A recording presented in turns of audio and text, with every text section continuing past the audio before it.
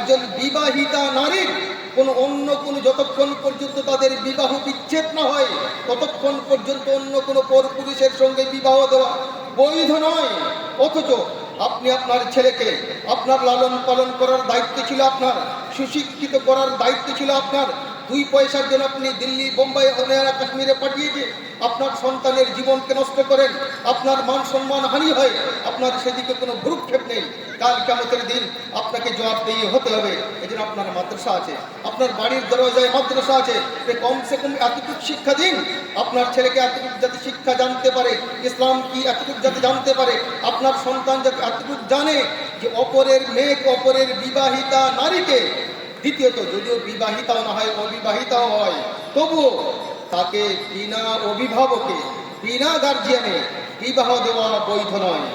রাজি অর্থাৎ পিতা যদি রাজি না থাকে তাহলে সেই মহিলা বর্তমান জীবনে পালিয়ে গিয়ে কোর্টে বিবাহ করছি, এই বিবাহ বৈধ নয়। রাসূলুল্লাহ সাল্লাল্লাহু আলাইহি ওয়াসাল্লাম লা নিকাহা ইল্লা বিওয়ালি, রাসূলুল্লাহ সাল্লাল্লাহু বিনা অভিভাবকে বিবাহ হবে না। এই হাদিসটি ওরকমই যেখানে রাসূলুল্লাহ সাল্লাল্লাহু আলাইহি ওয়াসাল্লাম লা সালাতা লিমান লাম ইয়াকরা বিফাতিহাতিল কিতাব, সে মানুষের নামাজই হয় না যে মানুষ নামাজে সূরা ফাতিহা পড়ে না। এ সম্পর্কে তো আমরা আহলে হাদিস ঘরের ছেলেরা ভালো করেই জানি যে সূরা ফাতিহা না পড়লে নামাজ হয় না। কিন্তু বিনা অভিভাবকে, বিনা গার্জিয়ানে যে একজন মেয়ের বিবাহ হয় না, সে সম্পর্কে আমরা কেউ অভিভাবক কেউ অবগত নই। এই জন্য ভাইরা আমার, দুঃখের বিষয় আপনার বাড়িতে গলিতে গলিতে তো মাদ্রাসা থাকা সত্ত্বেও 2 পয়সা ইনকামের জন্য আমরা উঠতি বয়সে আমাদের সন্তান সন্ততিদেরকে বাইরে পাঠিয়ে দিচ্ছি, গার্জিয়ানহীন বানিয়ে দিচ্ছি, যাদের গাইড করার কোনো মানুষ নেই, পকেটে 2-4টা পয়সা আছে। ইসলামের যতর গর্দা পর্দা, ইসলামের আমরা গন্ডি উড়িয়ে দিয়ে ইসলামকে যদি আমরা এখানে দেখি একটি হালাল, একটি হলো হারাম, যে হারামকে হালাল বানিয়ে দিয়ে সারা জীবন সে মহিলার সঙ্গে সে ঘর সংসার করে, যদি বাচ্চা কাচ্চাও হয়, এই বাচ্চা কাচ্চাগুলো বেবিচারের বাচ্চা হবে, তাদেরকে বৈধ বলে হবে না। এই জন্য ভাইরা আমার, আপনার আমার মাদ্রাসা আছে, এই শিক্ষা মানুষকে সুশিক্ষিত করে তুলে।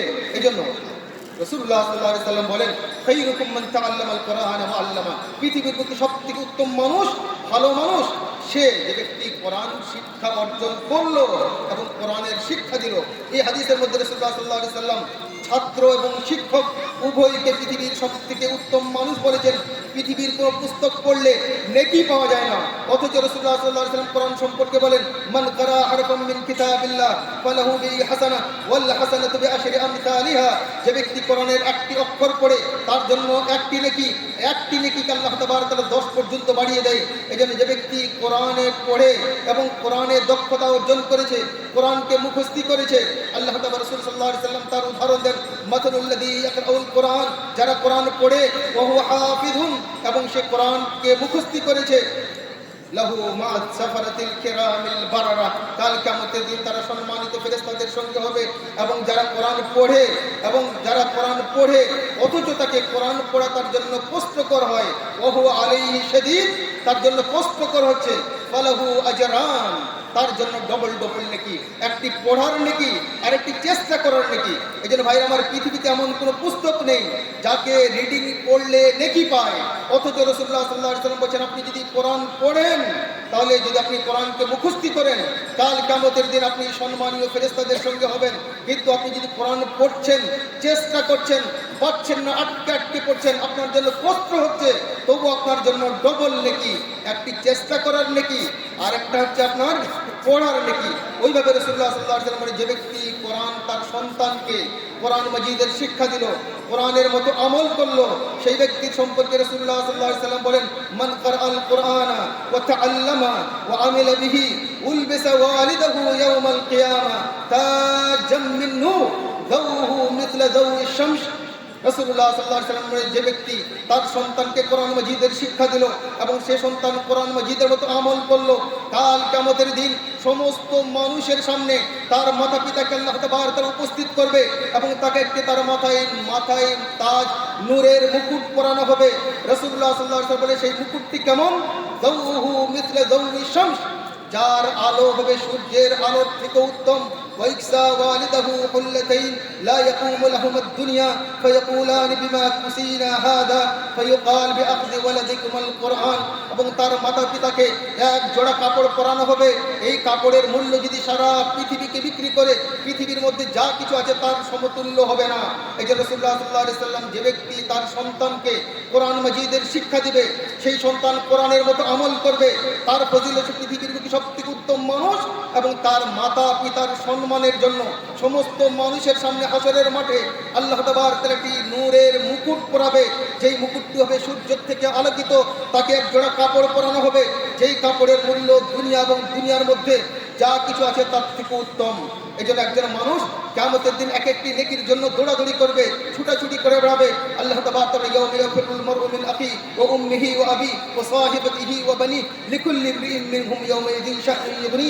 সেদিন সম্পর্কে রাসূলুল্লাহ সাল্লাল্লাহু আলাইহি সাল্লাম বলেন, ইকরাউল কুরআন, কোরআনকে পড়ো, ফাইন্নাহু ইয়াতি ইয়াউমাল কিয়ামা শাফিয়ান লিআসহাবি, কোরআনকে পড়ো। কাল কিয়ামতের দিন যখন তুমি এক একটি নেকির জন্য দৌড়াদৌড়ি করে বেড়াবে, ছুটাছুটি করে বেড়াবে, সেদিন কোরআন মাজিদ তোমার সুপারিশকারী হিসাবে আল্লাহ তাবারক ওয়া তাআলার দরবারে এসে উপস্থিত হবে। ওইভাবে রাসূলুল্লাহ সাল্লাল্লাহু আলাইহি সাল্লাম বলেন, আসিয়ামু ওয়াল কোরআন ইয়াশফিয়ানিল আবদি ইয়াউমাল কিয়ামা, কোরআন এবং রোজা কাল কিয়ামতের দিন বান্দার জন্য আল্লাহ তাবারক ওয়া তাআলার কাছে সুপারিশ হিসাবে হাজির হবে। এই জন্য ভাইরা আমার, পৃথিবীর বুক থেকে আমরা সবাই চলে যাব। পৃথিবীর বুক থেকে আমরা সকলেই চলে যাব। আপনি আমি চলে যাব। রাসূলুল্লাহ সাল্লাল্লাহু আলাইহি সাল্লাম আজ থেকে 1450 বছর পূর্বে আমাদের জন্য প্রশ্ন আউট করে দিয়ে গেছেন, যে 3টি মাত্র প্রশ্ন, 3টি থেকে 4টি প্রশ্ন আপনাকে করা হবে না। অথচ এই প্রশ্নগুলো আউট করে দিয়েছেন আল্লাহ রাসূল সাল্লাল্লাহু আলাইহি সাল্লাম আজ থেকে 1450 বছর পূর্বে। আর আপনাকে 3টা প্রশ্নের উত্তর তৈরি করার জন্য 60 থেকে 70 বছর সময় দেওয়া হয়েছে। তা সত্ত্বেও যখন কোরআন কবরে আমাদেরকে শুইয়ে দেওয়া হবে, নাকির ও মুনকির এসে উপস্থিত হবে, আপনাকে প্রশ্ন করবে, মান রাব্বুক, আপনার প্রভু কে? মা দীনুক, তোমার দিন কি? মান হাযার রাজুল আল্লাযী বুইসা ফীকুম, সেই সব লোক সম্পর্কে তোমার ধারণা কি, যাকে তোমাদের কাছে মবউস করানো হয়েছিল, যাকে তোমার কাছে পাঠানো হয়েছিল, তোমাদের কাছে পাঠানো হয়েছিল। যখন তাদের উত্তরে আমরা বলবো হা হা লা আদরি, আমাদের থেকে হতভাগা আর কেউ নেই। যে জনাবে মুহাম্মদুর রাসূলুল্লাহ সাল্লাল্লাহু আলাইহি সাল্লাম যে জান্নাত যাওয়ার জন্য একটি মানুষকে কোনো একটি দিক ছেড়ে যাননি, যে সম্পর্কে তার উম্মতকে অবগত করে যাননি। জাহান্নাম থেকে বাঁচার জন্য এমন কোনো রাস্তা নেই যে রাস্তা সম্পর্কে তিনি তার উম্মতকে সতর্ক করে যাননি। তা সত্ত্বেও আমাদেরকে যদি কবরে হা হা লা আদরি বলতে হয়, তাহলে আমাদের থেকে হতভাগা আর কেউ নয়। এই জন্য ভাইরা আমার, এই শিক্ষা আপনাকে আপনার প্রভুকে চিনতে পারবে। এই শিক্ষার মাধ্যমে আপনি আপনার প্রভুকে চিনতে পারবেন। এই শিক্ষার মাধ্যমে জনাবে মুহাম্মদুর রাসূলুল্লাহ সাল্লাল্লাহু আলাইহি সাল্লামকে আপনি চিনতে পারবেন। এই শিক্ষার মাধ্যমে আপনি আপনার দ্বীনকে চিনতে পারবেন, যে কোন দিনটার নাম দ্বীন, কাকে দ্বীন বলবো, আর কোনটা দ্বীন কোনটা দ্বীন নয়। অথচ রাসূলুল্লাহ সাল্লাল্লাহু আলাইহি ওয়াসাল্লাম আল-ইয়াওমা আকমালতু লাকুম দীনাকুম ওয়া আতমামতু আলাইকুম নি'মাতি ওয়া রাদিতু লাকুমুল ইসলাম দীনা। যে রাসূলুল্লাহ সাল্লাল্লাহু আলাইহি ওয়াসাল্লাম আরাফার ময়দানে সমস্ত সাহাবায়ে কেরামদেরকে একত্রিত করে যখন সমস্ত সাহাবায়ে কেরাম রাদিয়াল্লাহু তাআলা উপস্থিত ছিলেন, আল্লাহ তাবারক ওয়া তাআলার ঐশী বাণী হযরত জিবরিল আমিন এসে বলে, আজকের দিন আমি দ্বীনকে পরিপূর্ণ করে দিলাম। দ্বীন পরিপূর্ণ কাকে বলবো? একটি গ্লাসের মধ্যে যদি আপনি পানি রাখেন, তার মধ্যে যদি 1 ফোঁটা পানি ধরে রাখার ক্ষমতা থাকে, তাহলে সেই গ্লাসটি পরিপূর্ণ নয়। আর যদি 1 ফোঁটা পানি দিলে বাইরে পড়ে যায়, সেই গ্লাসটি পরিপূর্ণ। রাসূলুল্লাহ সাল্লাল্লাহু আলাইহি সাল্লাম সেদিন বলেছেন, আজকের দিন আল্লাহ তাবারক ওয়া তাআলা তোমাদের জন্য দ্বীনকে পরিপূর্ণ করে দিল, এবং আল্লাহ তাবারক ওয়া তাআলা যাবতীয় নিয়ামত তোমাদের উপরে অবতরণ করলো, এবং তোমাদের দ্বীন, তোমাদের ধর্ম যে ইসলাম, তাতে তোমার প্রভু সন্তুষ্ট। এই জন্য ভাইরা আমার, দ্বীন পরিপূর্ণ। আপনি সকালবেলা উঠে চায়ের আড্ডাতে না গিয়ে যদি বাড়িতে বসে বসে আপনি যেই 10 টাকা দিয়ে 1 কাপ চা খাবেন, ওই 10 টাকা দিয়ে 1 কাপ চা যদি বাড়িতে তৈরি করতেন, আপনি নিজে খেতেন, আপনার সাথে বসে স্ত্রীকে কিছু টাইম দেওয়া হতো, সময়ও দিতেন, আপনার স্ত্রীও খেত, আপনার বাচ্চা কাচ্চারা খেত। জনাবে মুহাম্মদুর রাসূলুল্লাহ সাল্লাল্লাহু আলাইহি ওয়াসাল্লাম কথা বসে বসে খাচ্ছেন এক বাচ্চা, যদি আপনি বিসমিল্লাহ বলে খান, সেখান থেকে বহিষ্কার হয়ে যায়, খাওয়া থেকে বঞ্চিত হয়ে যায়। এই জন্য শয়তান সবসময় চক্রান্ত খুঁজে কি করে আমি খেতে পারি। এক বাচ্চাকে নিয়ে এসে প্লেটের মধ্যে হাত ঢুকানোর চেষ্টা করে। জনাবে মুহাম্মদ রাসূলুল্লাহ সাল্লাল্লাহু আলাইহি ওয়াসাল্লাম সে বাচ্চার হাত থেকে ধরে নেন এবং বলে, ইয়া গোলাম সাম্মিল্লাহ, হে বৎস আল্লাহর নাম নাও, বিসমিল্লাহ বলো। সে বাচ্চা বিসমিল্লাহ বলে। এরপরে বাচ্চার নীতি কখনো ডান হাতে কখনো বাম হাতে খায়। রাসূলুল্লাহ সাল্লাল্লাহু আলাইহি ওয়াসাল্লাম তাকে শিক্ষা দিচ্ছেন, ইয়া গোলাম কুল বিয়ামিনিক, ডান হাতে খাও। আবার বাচ্চা কখনো এখান থেকে উঠায়, কখনো ওখান থেকে উঠায়, কখনো ওখান থেকে উঠায়। রাসূলুল্লাহ সাল্লাল্লাহু আলাইহি ওয়াসাল্লাম তাকে শিক্ষা দিচ্ছেন, ইয়া গোলাম কুল মিম্মা ইয়ালিক, হে বৎস শোনো, তুমি তোমার সামনে থেকে খাও। এই জন্য ভাইয়েরা আমার, আপনি সকালবেলা উঠে হাত মুখ না ধুয়েই যে আমরা চায়ের দোকানে যে আড্ডা দিই, আপনি যদি বাড়িতে বসে বসে আপনার স্ত্রীকে বলতেন এক কাপ চা বানাও, আপনি নিজে খেতেন, আপনার স্ত্রী খেত, আপনার বাচ্চা কাচ্চা খেত। আপনার বাচ্চা কাচ্চা যদি বিসমিল্লাহ না বলতো, রাসূলুল্লাহ সাল্লাল্লাহু আলাইহি ওয়াসাল্লাম এই হাদিসের প্রতি আমল করে আপনি নিজে আপনার বাচ্চাকে শিক্ষা দিতে পারতেন, বেটা খেতে বসলে বিসমিল্লাহ বলতে হয়। যে কোনো গুরুত্বপূর্ণ কাজের শুরুতে রাসূলুল্লাহ সাল্লাল্লাহু আলাইহি ওয়াসাল্লাম কুল্লু আমরিন যী বালিন লাম ইবদা বিসমিল্লাহ ফাহু আখতা, যে কোনো গুরুত্বপূর্ণ কাজ মানুষ যখন শুরু করবে সে কাজের শুরুতে যদি বিসমিল্লাহ না বলে সে কাজটি অসম্পূর্ণ। এই জন্য আপনি যখন খেতে বসবেন আপনার সন্তানকে, আপনার ছেলেকে আপনি শিক্ষা দিতে পারবেন, হে বাচ্চা বিসমিল্লাহ বলো, হে আমার বেটা, হে বৎস তুমি বিসমিল্লাহ বলো। ওইভাবে যখন আপনার ছেলে বাম হাতে খাবে আপনি আপনার সন্তানকে শিক্ষা দিন। রাসূলুল্লাহ সাল্লাল্লাহু আলাইহি ওয়াসাল্লাম ফাইন্না শাইতান ইয়াকুলু বিশিমাল, শয়তান বাম হাতে খায়, ভালো মানুষ ডান হাতে খায় না। আপনি আপনার সন্তানকে শিক্ষা দিতে পারবেন, বেটা ডান হাত দিয়ে খাও। ওইভাবে যখন আপনি খেতে বসবেন আপনার ছেলে এখান থেকে ওখান থেকে ওখান থেকে খেলে আপনি আপনার ছেলেকে শিক্ষা দিতে পারবেন, বাবা শোনো কি সামনে থেকে খাও। কেন? রাসূলুল্লাহ সাল্লাল্লাহু আলাইহি ওয়াসাল্লাম বলেছেন ফাইনাল বারাকাতা তানজিলু ফি ওয়াসাতিহা, আল্লাহ তাবারক তাআলার পক্ষ থেকে খাওয়া দাওয়াতে যে বরকত অবতরণ হয় মাঝখানে অবতরণ হয়। এই জন্য বেটা আমার শোনো, এই জন্য মা ও বোনদের এই হাদিস থেকে শিক্ষণীয় বিষয় রয়েছে। আপনারা যখন হাঁড়ির থেকে ভাত তুলবেন মাঝখানে চামচ লাগিয়ে না দিয়ে এক সাইড থেকে তুলুন। ওইভাবে ডিশে যখন ভাত তুলে নেবেন ডিশের মাঝখানে হাতা না লাগিয়ে হাতা দিয়ে ভাত তুলে না দিয়ে এক সাইড থেকে তুলুন। সবজি তুলতে গেলে যখন আপনি আপনার কোন তরকারি তুলতে যাবেন আপনি মাঝখানে হাঁড়িতে চামচ না ঢুকিয়ে দিয়ে এক সাইড থেকে তুলুন। রাসূলুল্লাহ সাল্লাল্লাহু আলাইহি ওয়াসাল্লাম বলেন ফাইনাল বারাকাতা তানজিলু ফি ওয়াসাতিহা, বরকত আল্লাহ তাবারক তাআলা অবতরণ করেন কোথায়? যে কোনো পাত্রের মাঝখানে। এই জন্য যদি আপনি বরকত পেতে চান, আপনার সন্তানকে শিক্ষা দেওয়া হলো, আপনি বাইরে একজন মানুষ বছরে 52টি খুতবা মসজিদে শ্রবণ করে। ঈদের নামাজে আমাদের কিছু কিছু জায়গায় ব্যবস্থা হয়েছে, মা বোনেরা যায়, কিন্তু মা বোনদের কোরআন হাদিস শোনার ব্যবস্থা আমাদের মাঝে নেই। কিন্তু পুরুষ মানুষেরা, আমার ভাই ও দাদা চাচারা, আপনারা মসজিদে যান।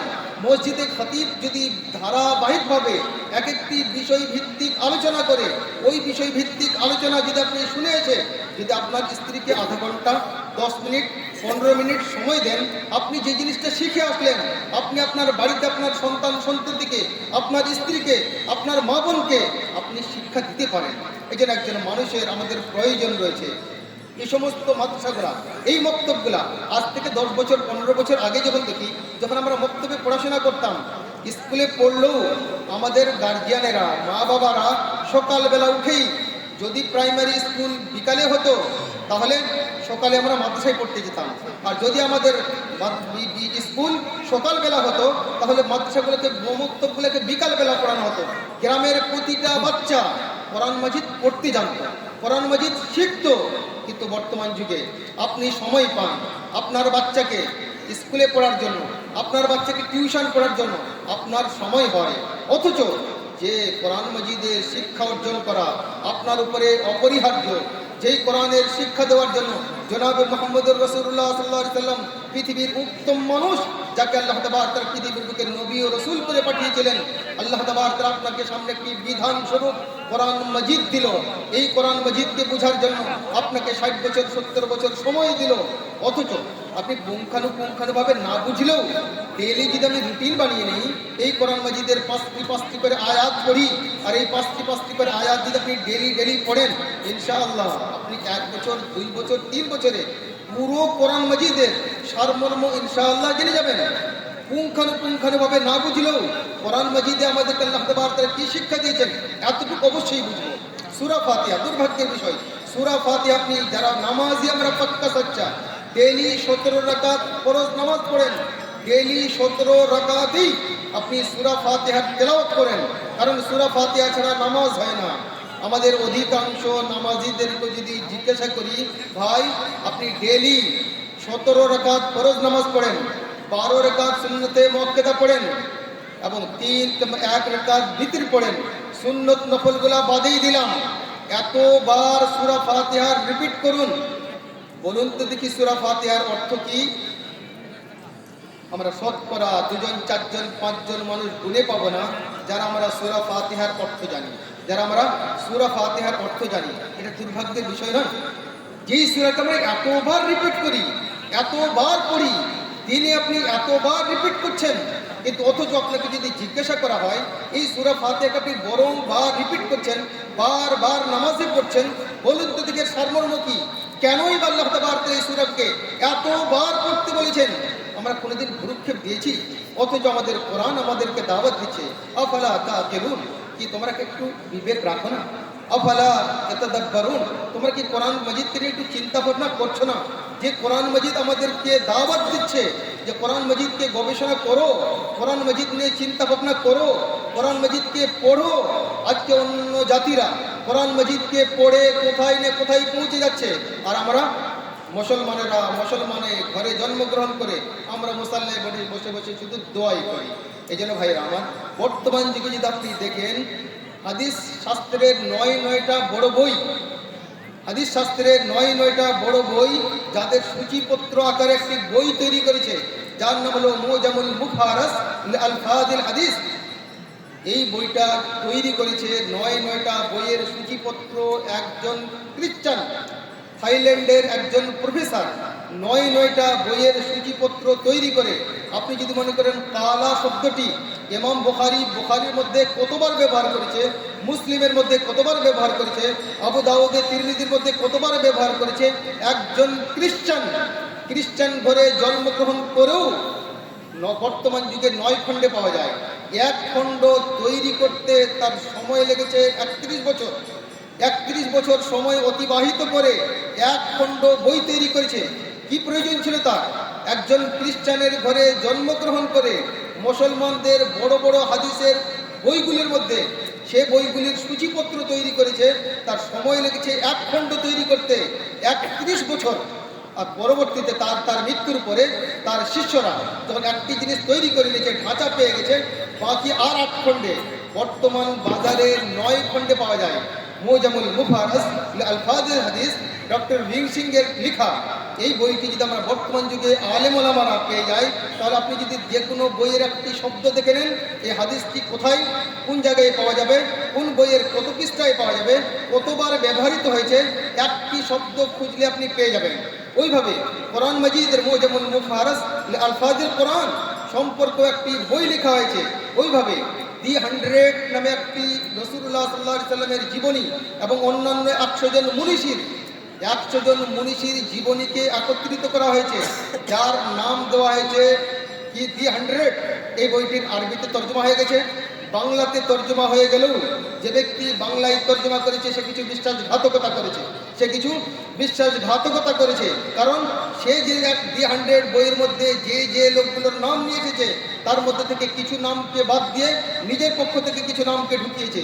কিন্তু যদি আপনি ইংরেজি বইটা পড়ে দেখেন কিংবা অ্যারাবিক বইটা, যেটাকে মিয়াত রাজুল সম্পর্কে একটি বই পাওয়া যায়, এই বই পড়ে দেখলে দেখবেন এখানে খ্রিস্টান হওয়া সত্ত্বেও যে এই বইয়ের মধ্যে প্রথম স্থান পেয়েছে, 100 জন মুনিশির মধ্যে প্রথম স্থান পেয়েছে, তিনি হলেন জনাব মুহাম্মদুর রাসূলুল্লাহ সাল্লাল্লাহু আলাইহি সাল্লাম।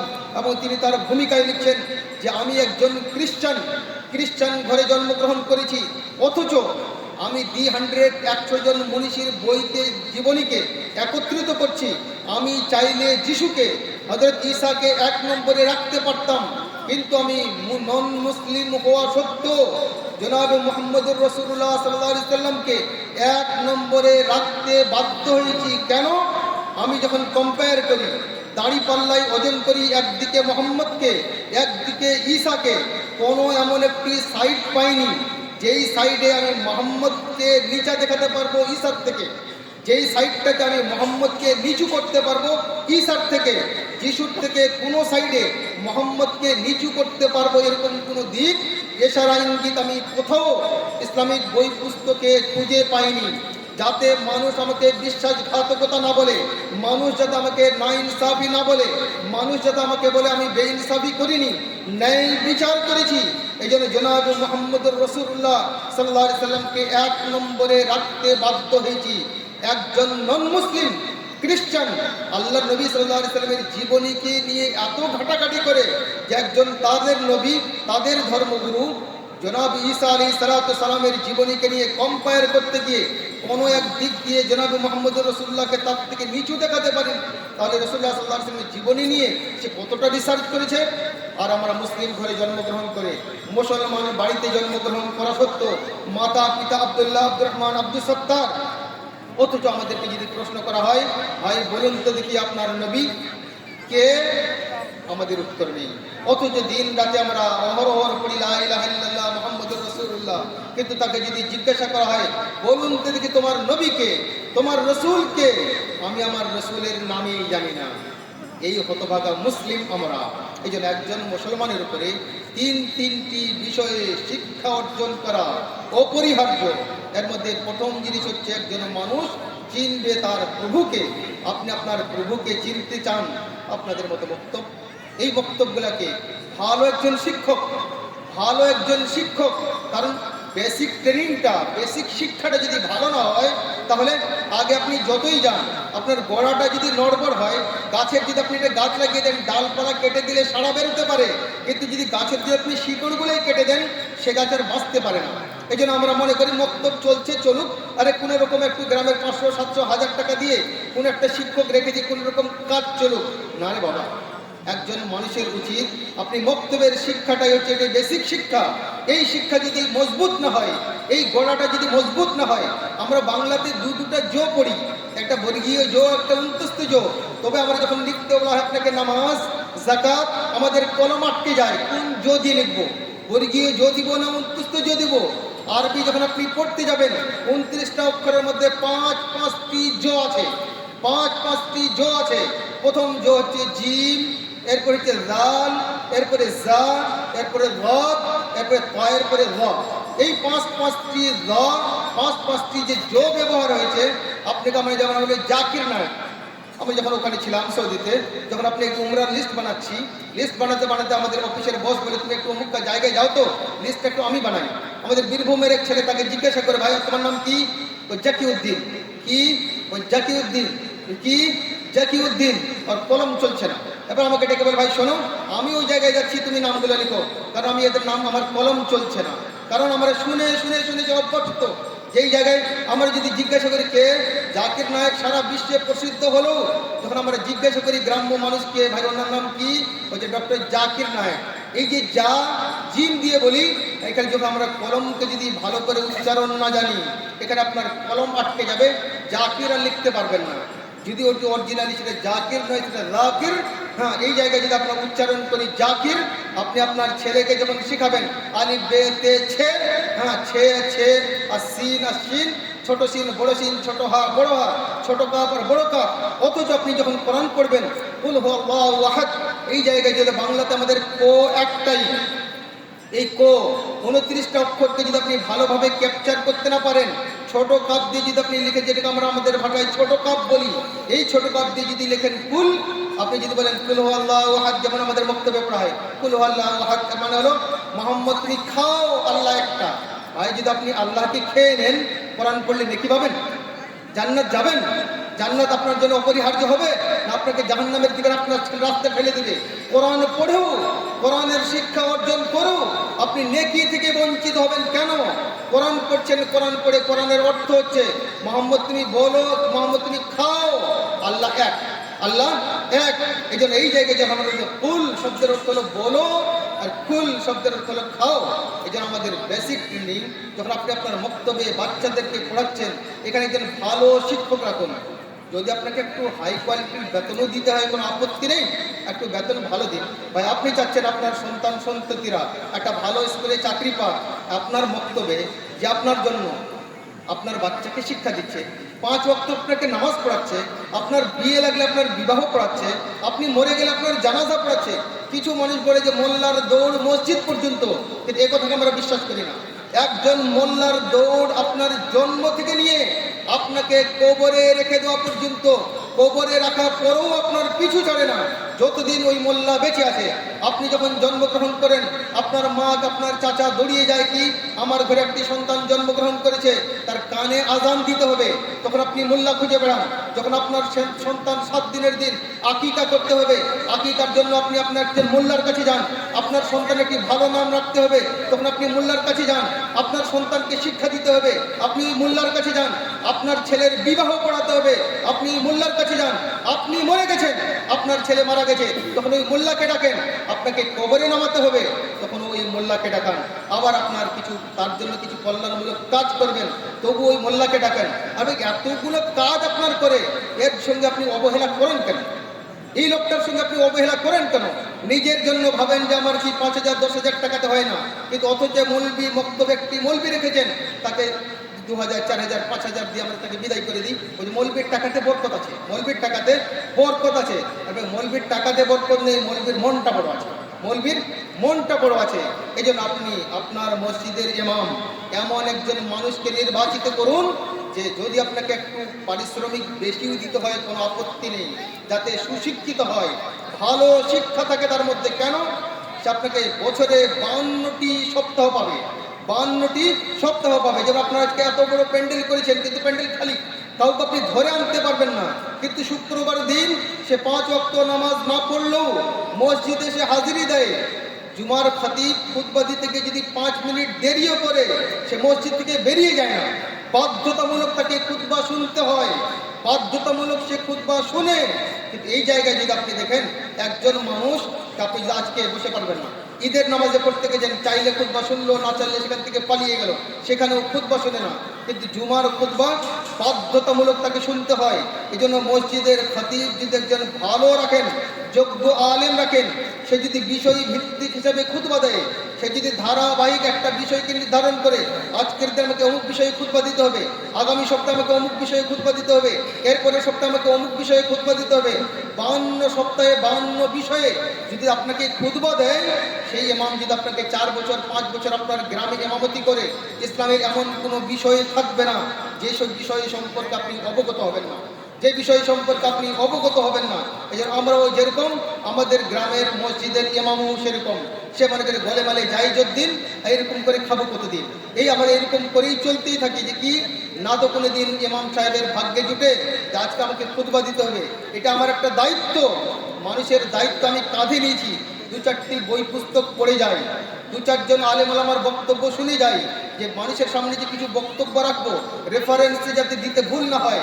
কোনো কিছু যখন আমি কথা বলবো, সেটা যদি আমি সঠিক কথা বলি, সেখানে যাতে জাল মৌজু হাদিস সেটা মানুষের সামনে না বলি, না তো ইমামদের সুযোগ জুটে, না তো ইমামের ভাগ্যে জুটে। কারণ সেও মনে করে আরে এতটুকু পরিশ্রম পাচ্ছি, এতটুকু কাজ করবো কেন, বিনিময় দিচ্ছি, এতটুকু পরিশ্রম করবে কেন? তবে একজন ইমামের দায়িত্ব।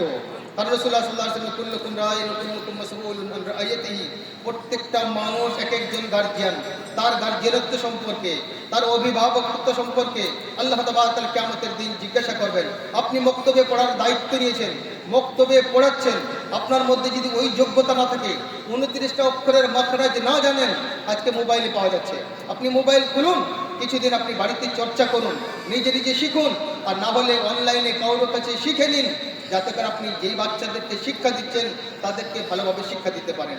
এই জন্য সময়ের মূল্য আছে, প্রতিটা জিনিসের দাম আছে। আপনি যেমন আপনার জীবনকে নষ্ট করছেন, আপনার বক্তব্যে বাচ্চারা শিখতে আসছে, তাদের জীবনকে নষ্ট করিয়েন না। তারাই হচ্ছে আমাদের ভবিষ্যৎ, তারাই হচ্ছে ভবিষ্যৎ। এই আলেম ওলামারা যদি আজকে না থাকতো পৃথিবীর বুকে, ইসলাম মুছে যেত। এই আলেম ওলামারা টুকিটাকি যেটুকুই হোক, যেরকম করেই হোক, ইসলামকে কোনো রকম আগে বাড়িয়ে নিয়ে যাচ্ছে। যদি এই আলেম ওলামারা কুটিনাটি যদি আমাদের গ্রামের ছোটো মোটো যে একটু আছে, যারা টিম টিম করে প্রদীপের ন্যাম্পর মতো জ্বলছে, এরা যদি না থাকতো, আর ইসলাম আজকে আমাদের মাঝ থেকে মুছে যেত এবং ইসলাম সম্পর্কে আমরা কিছু জানতেই পারতাম না। এই জন্য ভাইরা আমার, আমরা স্বল্প কয়েকদের জন্য পৃথিবীতে এসেছি। আপনাদের মাদ্রাসা আছে, আপনারা যদি হতে পারে যদি ছোট ছোট বাচ্চারাও পড়ে, যদি আমরা বড়রাও, কারণ শিক্ষার কোনো বয়স নেই, শিক্ষার কোনো নির্ধারিত সময় নেই। জনাবে মোহাম্মদ রসুল্লাহ সাল্লাল্লাহু আলাইহি ওয়াসাল্লাম বিবাহ করেন, তখন তার বয়স ছিল 25।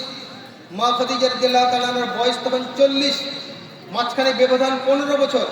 রসুল্লাহ সাল্লাল্লাহু আলাইহি ওয়াসাল্লাম যখন 40 বছরের বয়সে পা দেন, তখন তিনি নবী হন। যদি খাদিজা তার থেকে 15 বছর বয়সে বড় হয়, যখন রসুল্লাহর বয়স 40, তখন মা খাদিজার বয়স 55। তাহলে মা খাদিজার বয়স যখন 55, রসুল্লাহ তখন নবী হচ্ছেন, এই সময় তিনি কোরআন পড়তে শিখেছেন, এই সময় তিনি কোরআন পড়তে শিখেছেন। এই জন্য একজন মানুষের উচিত যে আপনি শিখুন। শিক্ষার কোনো বয়স নেই, শিক্ষার কোনো নির্ধারিত টাইম নেই। আপনি চায়ে চুল দাঁড়িয়ে আমাদের সাদা হয়ে যাক, কোনো আপত্তি নেই। আরবিতে কি প্রবাদ বাক্য আছে, আপনি শিক্ষা অর্জন করুন। মায়ের কল থেকে নিয়ে কবরে যাওয়া পর্যন্ত আপনি শিখতেই থাকুন। আল্লাহ তাবারক তাআলার কাছে দোয়া করি, আল্লাহ তাবারক তাআলা দুনিয়ার বুকে আমরা যতদিন বেঁচে থাকবো, তুমি আমাদেরকে মুমিন মুসলমান বানিয়ে জীবিত রাখো। যেদিন আমাদের শেষ খাতমা হবে, কালিমায়ে শাহাদাত আশহাদু আল্লা ইলাহা ইল্লাল্লাহ আশহাদু আন্না মুহাম্মাদুর রাসূলুল্লাহর প্রতি খাতমা করো। আকুলু কওলি হাযা আস্তাগফিরুল্লাহ লি ওয়া লাকুম ওয়া লিসাইরিল মুসলিমিন ফাস্তাগফিরুহু ইন্নাহু হুয়াল গফুরুর রহিম।